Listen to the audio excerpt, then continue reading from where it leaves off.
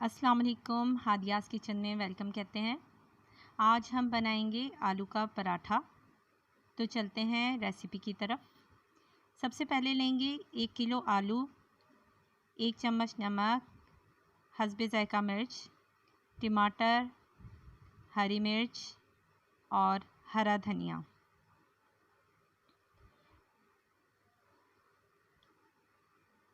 मिर्च और नमक को, टमाटर, हरी मिर्च और हरा धनिया को चॉप करने के बाद आलू में शामिल कर देंगे। इसका भुर्ता बनाएंगे। इसके बाद इसमें सूखी मेथी ऐड कर देंगे। खुश्क मेथी ऐड करने के बाद इसका जायका अलग हो जाएगा। एक रोटी बेल लेंगे और उसको 4 पार्ट में डिवाइड कर देंगे। ऐसे हम छुरी की मदद से काट के इसके पार्ट्स बनाएंगे। फिर एक पार्ट के ऊपर आलू का भुर्ता जो पराठे के लिए हमने बनाया है उसे सेट करेंगे। अच्छी तरह, जैसे भी आपको फिलिंग लगती है, ज़्यादा या कम पसंद आती है, उस हिसाब से इसको सेट करें। फिर एक लेयर को पराठे के ऊपर पलट दें और फिर उस बने हुए पैक को दूसरे साइड पर हम पलट देंगे। 4th लेयर को फिर इसके ऊपर पलट देंगे और इसे एक समोसे की शेप बन जाएगी। इसको बेलन की मदद से बेलना शुरू करेंगे, ऊपर के साइड भी और दोनों साइड्स पर भी।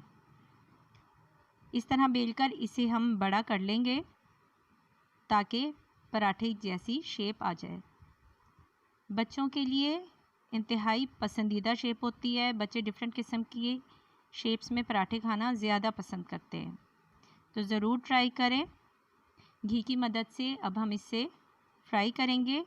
हल्की आंच पर कोशिश करें कि पराठे को फ्राई करें, इससे ज़्यादा क्रिस्पी बनेगा और ज़्यादा मज़ा आएगा।